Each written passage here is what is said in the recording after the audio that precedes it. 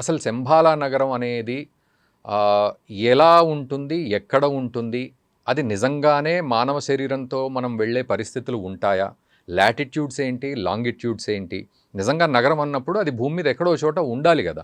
So అలా ఉన్న ప్రదేశం అది ఎక్కడ, దాన్ని ఏ రకంగా మనం చూడగలుగుతాము భవిష్యత్తులో.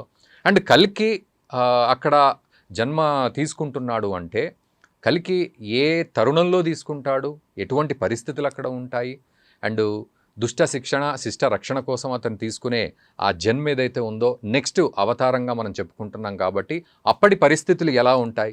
ఎందుకంటే ఈ ఆర్టిఫిషియల్ ఇంటెలిజెన్స్ వచ్చిన తర్వాత ప్రపంచం రూపురేఖలే మారబోతున్నాయనేది మనం మాట్లాడుకుంటున్నాం. మరి ఇక కలికి వచ్చే టైంకి అసలు ప్రపంచం ఎలా ఉంటుంది, ఇప్పుడున్న దృష్టితో మనం చూస్తే మాత్రం కుదరదు. అద్భుతమైన దృష్టి ఉండాలి, దృష్టి కోణం కూడా ఉండాలి, దానికి సంబంధించి ఖచ్చితమైన శాస్త్ర పరిజ్ఞానం కూడా ఉండాలి. సో ఈ శాస్త్ర పరిజ్ఞానం అనే విషయంలోనే మనం మాట్లాడదాం. మనతో పాటు ఉన్నారు ప్రొఫెసర్, డాక్టర్, ప్రముఖ ఆధ్యాత్మికవేత్త ముళ్ళపూడి సత్యనారాయణమూర్తి గారు. వారిని అడిగి చాలా టెక్నికల్గా ఈ అంశం గురించి మనం తెలుసుకుందాం. నమస్కారం అండి. నమస్కారం రఘునందన్ గారు. సార్, చాలామంది ఈ కల్కి సినిమా వచ్చిన తర్వాత అసలు శంబాలా గురించి విపరీతమైన క్రేజ్ తీసుకుంటున్నారు. నా బాధ ఏంటంటే, ఓకే, శంబాలా నగరం ఒక మిస్టికల్గా మనం మాట్లాడుకుంటున్నాం, దట్ ఈస్ గుడ్, మనం ఎంజాయ్ చేయొచ్చు దాన్ని.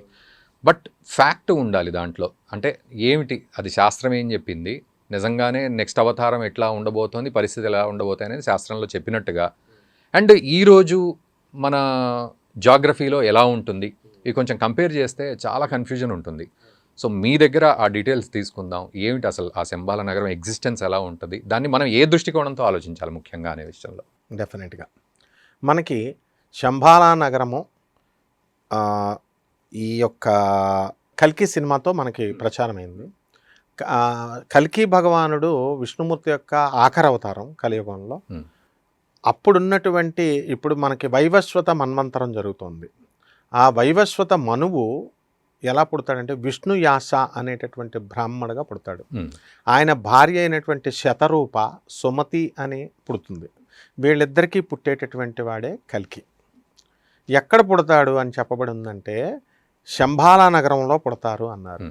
శంబాలా నగరము మనుషులకి వెళ్ళడానికి దుర్భేద్యముగా చెబుతూనే ఇప్పుడున్నటువంటి వీడియోస్లో మేము సూక్ష్మ శరీరంతో వెళ్ళాము అని చెప్తున్నారు.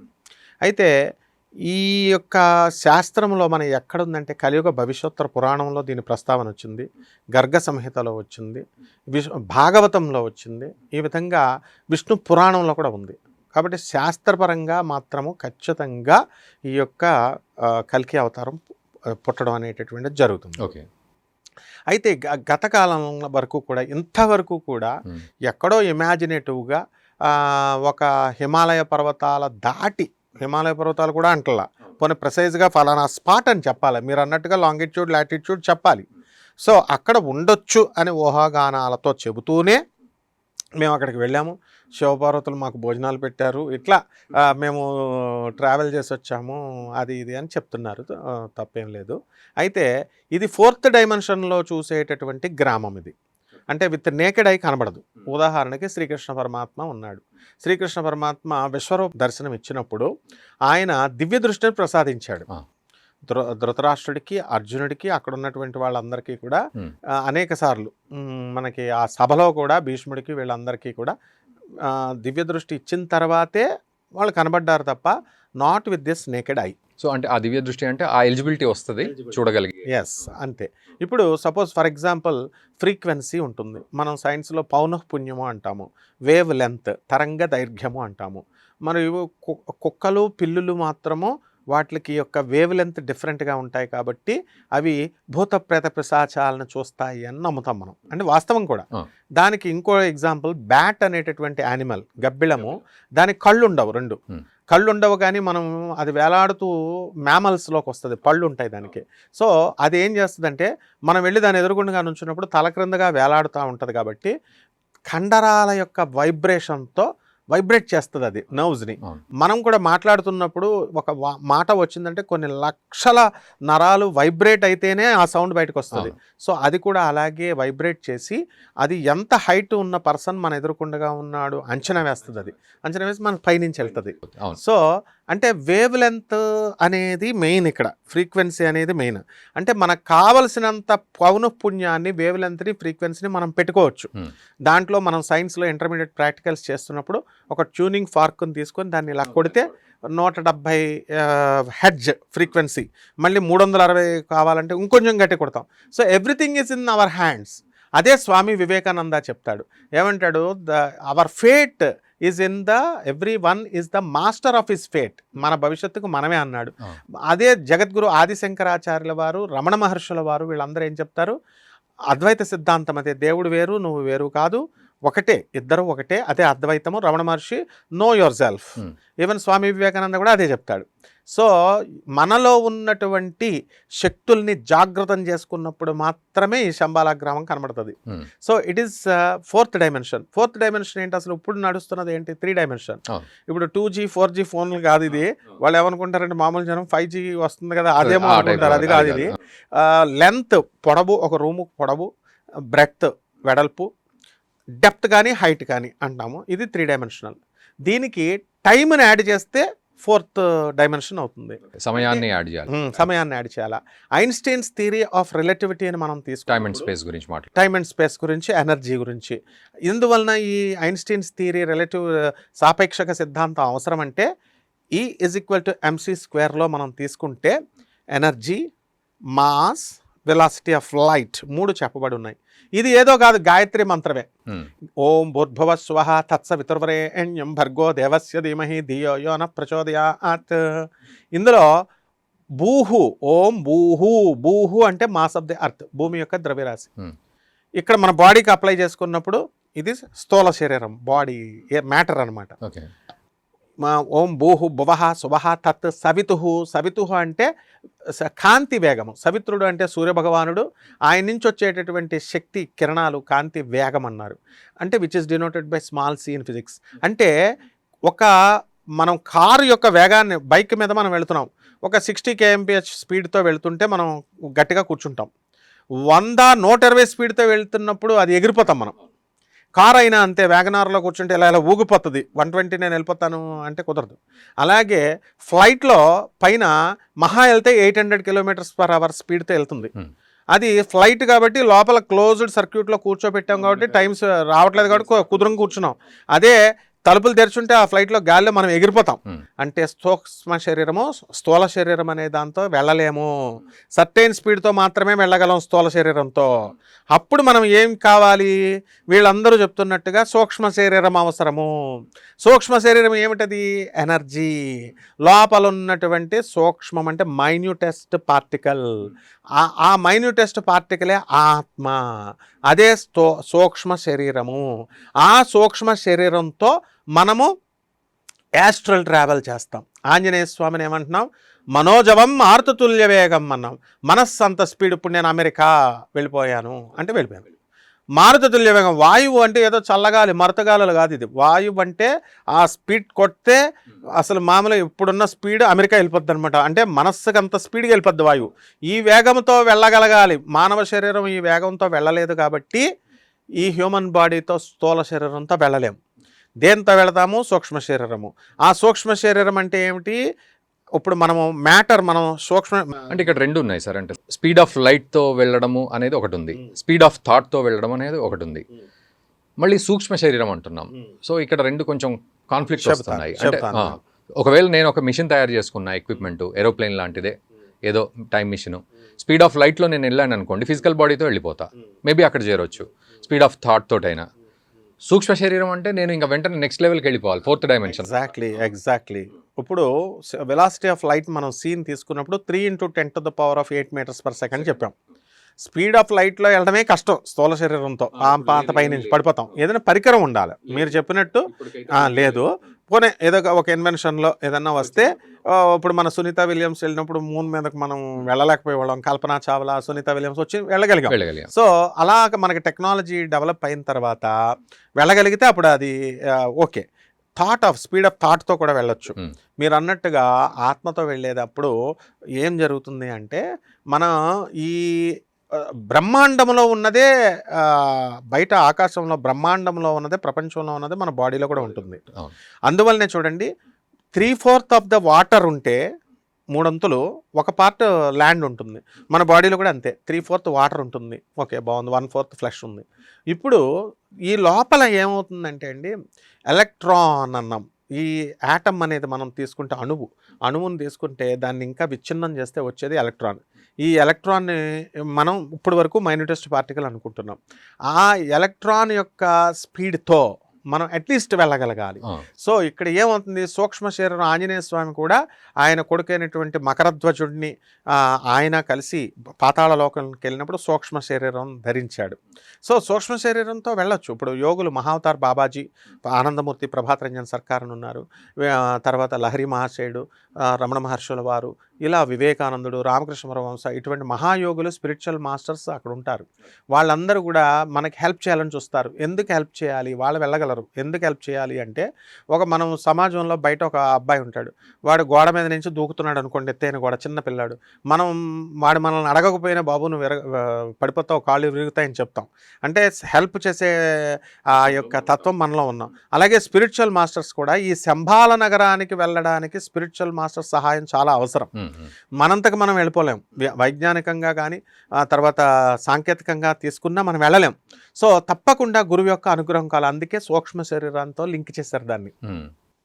అయితే జగద్గురువుల యొక్క కృప మనకు ఉండాలి. ఉన్నప్పుడు మాత్రము మనము ఈ యొక్క దీన్ని వెళ్తాం. ఓకే, ఇప్పుడు ఏమవుతుంది, మనలో ఉన్నటువంటి ఆత్మని మనము ఏం చేస్తాము, చాలామంది ఋషులు చూడండి, పరకాయ ప్రవేశ విద్య జగద్గురు ఆదిశంకరులు చేశారు. సో దాంతో వాళ్ళు ఏం చేస్తారు, ఆస్ట్రల్ ట్రావెల్ చేయాలి. బాగుంది. ఈ ఆస్ట్రల్ ట్రావెల్ మరి ఆత్మ నుంచి బాడీని విడగొట్టే సాధన మనకు సాధ్యమా అంటే, మనకి షిరిడి సాయినాథుడిని తీసుకుంటే ఆ స్కల్ని ఇలా తీసి కడుక్కునేటప్పుడు ఇలాగ కడిగేసుకొని మళ్ళీ పేగులు బయటకు తీసేసి పెట్టేసేవారు. భోజ మహారాజు కూడా రోజు ఈ డిప్పని ఇలా తీసేసి తలని మళ్ళీ క్లీన్ చేసేసుకొని మళ్ళీ పెట్టేసేవాడు. ఒక రోజున భోజ మహారాజుకి విపరీతమైన తలనొప్పి వస్తుంది. అశ్విని దేవతలు వస్తారు. వచ్చి ఏమిటి అంతా చూసినా ఎక్కడా కూడా డిఫెక్ట్ కనబడదు. అయితే ఈ డిప్పని ఇలా తీయగానే అందులో చేప పిల్ల, చిన్న పిల్ల పెద్దది ఎగిరిపోయింది. సో ఆ కాలంలో ఈ విద్యలన్నీ ఉన్నాయి, ఇప్పుడు కూడా ఉన్నాయి. అయితే ఇవన్నీ ఎలా విత్డ్రా చేసాడంటే, శ్రీకృష్ణ పరమాత్మ విత్డ్రా చేసాడు. ఇంతకుముందు అర్జునుడు ఇలా బాణం వేస్తే బ్రహ్మాస్త్రం, కర్ణుడు బ్రహ్మాస్త్రాలు వేసుకునేవారు. ఇది కలియుగంలో ఇది అల్పాయుర్ధాయము, వీళ్ళకి అల్ప మనస్తత్వము, నేరో మైండెడ్ అయిపోతున్నారు. కాబట్టి భగవద్గీతలో క్లియర్గా చెప్పబడింది, ఏమని చెప్పబడింది, జ్ఞాన నష్టము. అందువలన ఏమైంది, పరంపర ఆగిపోయింది. సాక్షాత్తు పరమేశ్వరుడి దగ్గర స్టార్ట్ అయినటువంటి ఆది గురు పరంపర విష్ణువు, ఆ తర్వాత బ్రహ్మ, తర్వాత వశిష్ఠుడు, ఇలా వెళుతూ వ్యాసుడి దగ్గరికి వచ్చి, మనం తీసుకునేది వ్యాసుడి దగ్గర తీసుకుంటాం, పరాశరుడు, వ్యాసుడు, ఆ తర్వాత మధ్యలో శంకరాచార్యులు వారు, ఆ తర్వాత మళ్ళీ 3వ పార్ట్లో గాణగాపురం నరసింహ సరస్వతి స్వాముల వారు, దత్తాత్రేయుడు. వీళ్ళ ఈ పరంపర ఆగిపోతుంది అన్నాడు. అందువల్లనే జ్ఞాన నష్టము. So he has cursed, Lord Krishna has cursed, శాపం ఇచ్చాడు. అలా కాకపోతే ఎవరికి కోపం వస్తే వాళ్ళు బ్రహ్మాస్త్రాలు వదిలేస్తారు. అందువలన అప్పుడు అశ్వత్థామకి విత్డ్రా చేయడం రాలేదు. కృష్ణుడి ఆజ్ఞ ప్రకారం అర్జునుడికి వేయడమవచ్చు, తీయడమవచ్చు. సో ఈ విధంగా ప్రమాదాలు ఉన్నాయని చెప్పేసి ఈ జ్ఞాన నష్టం చేశారు. కాబట్టి ఇప్పుడు ఏంటంటే, అంటే మనకి ఏం ఆప్షన్ ఉంది ఇప్పుడు? ఉంది. ఇప్పుడు మనకేంటంటే ఎలా అంటే, స్పిరిచువల్ మాస్టర్స్, అందుకే రెగ్యులర్ ప్రాక్టీస్ అవసరము. సాధన అంటే శ్రీకృష్ణ పరమాత్మ డైరెక్ట్గా చెప్పాడు, I am not this physical body, I was not the physical body, I am not the physical body, I will not be the physical body.